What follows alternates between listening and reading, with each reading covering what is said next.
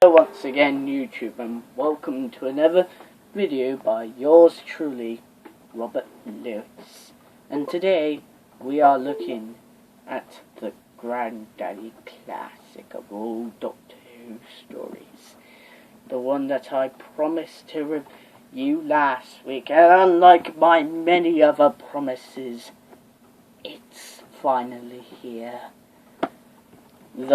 What's considered the best Doctor Who story of all time.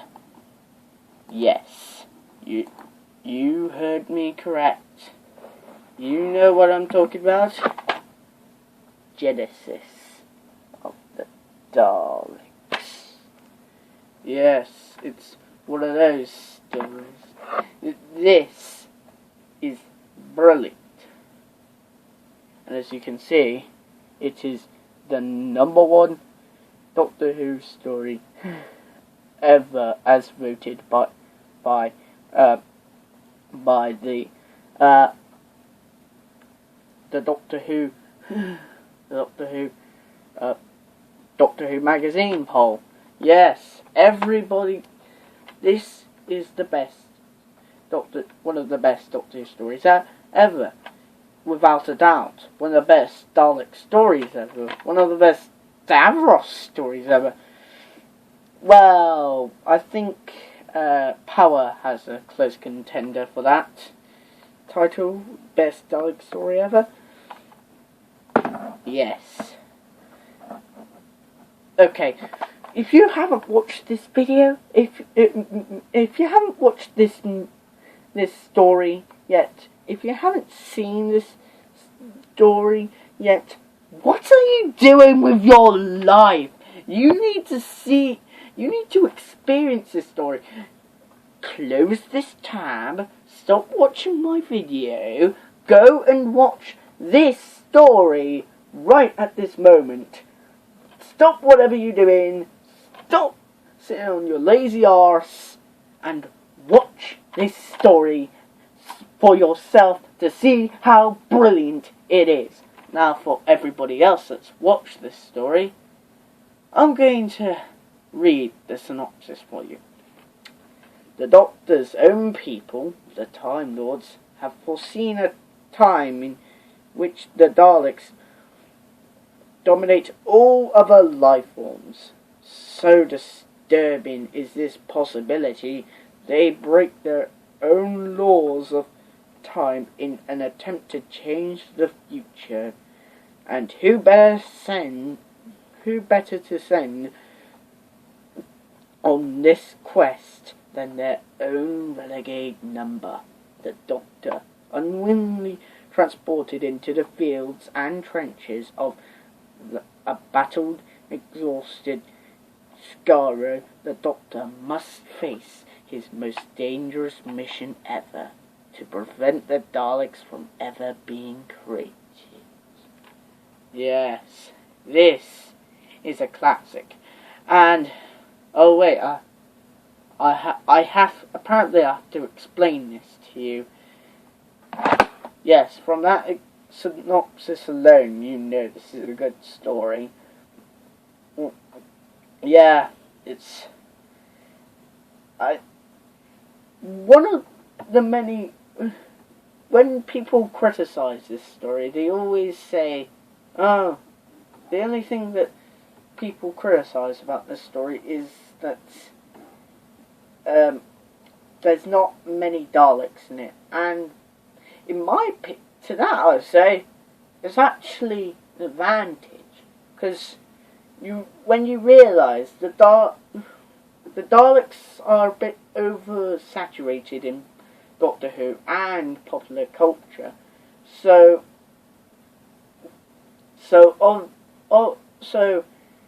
to make them scary again, we need to see them less. So when we see them on screen, they're more threatening and more terrifying in the long run, and that is why I like this story. But it's less of a Dalek story and more of a character piece for Davros. This, if you didn't know, this is the introduction to Davros. And this is also a very nostalgic Doctor Who story for me, because it's the first classic Doctor Who story that I watched alongside Talons, which I've already reviewed. Go onto my channel, go and see it right now. I've created a playlist from all my videos so you can experience them in chronological order or in whatever order I decided. Yeah, my later videos are following that chronological order. Anyway, Davros. This is truly Davros' story. The Daleks are basically, they're in the background and they're terrifying, yes, but this is meant to be a character piece for Davros to explore how he works and how his psyche works and how he thinks of the files of Skaro, which already been introduced by that point. I think the last time we saw them at this point was Planet of the Daleks, where they go onto the planet of Spiridon to stop the Daleks from cryogenically freezing themselves to resurrect themselves in the future. Yeah. Yeah. And it's obvious that that the Carlids are meant to be Nazis. And this story being written by a child that was brought up in World War II, Terry Nation, having nightmares of the Nazis. The Daleks obviously were based on Nazis, and Davros, controversial statement, I know, is one of the best villains in all of sci-fi. Period. Yes, I mean that. He's better than Vader. I know. Yeah. There are a whole load of sci-fi villains, but out of all of them, I think Davros is my favourite. He is. I just like him, honestly. And his assistant, Nida, is like Davros's right-hand man and tool at the same time. The only person that Davros would consider a friend, in a weird way.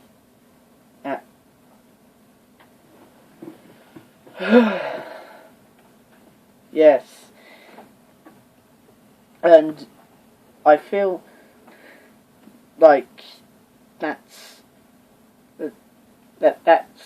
an attribute that was lost in the other stories. Like, he never actually had a right-hand man after that, until we got Colin Strath, but he's not as good as Nida, let's all be honest.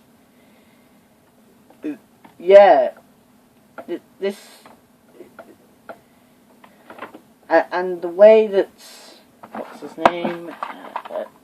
The way that Peter Miles, who appeared in two of other Doctor Who stories, Doctor Who and the Silurians, and Doctor Who and Doctor Who, the Invasion of the Dinosaurs.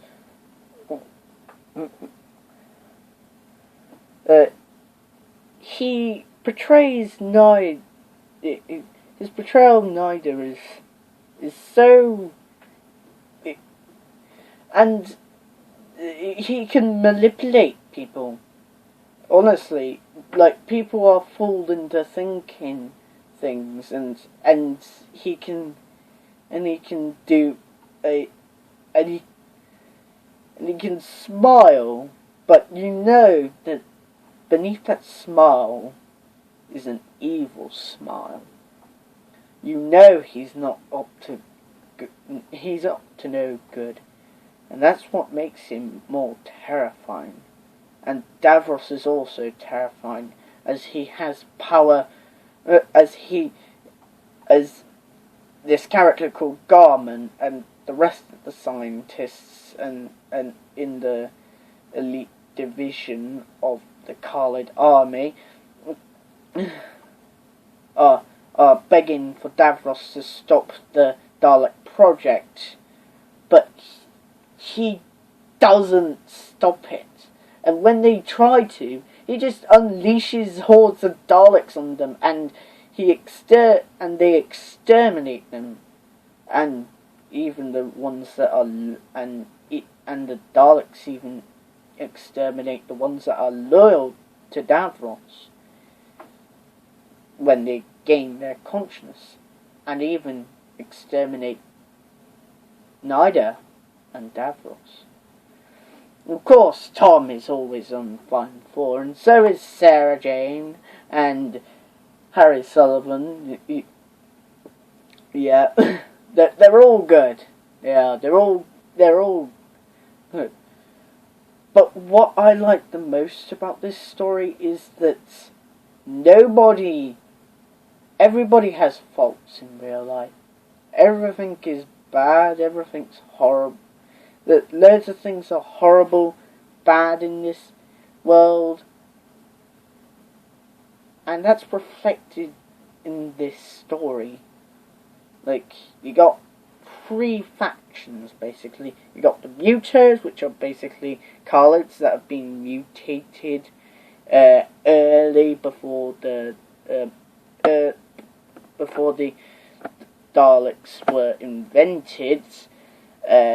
Balls, Ascaro, yeah, and of course the Khalids, and they all have they all do nice things and bad things in this story, which makes everything feel a little bit grey, and Harry and the Doctor and Sarah don't know who to trust. And it makes it more interesting, and even though this is about 2 hours long, which are 2 hours of your life that you will never regret, it's engaging, and even though you would think even though the majority of episodes that like 4-parters are the maximum of episodes that you would want to watch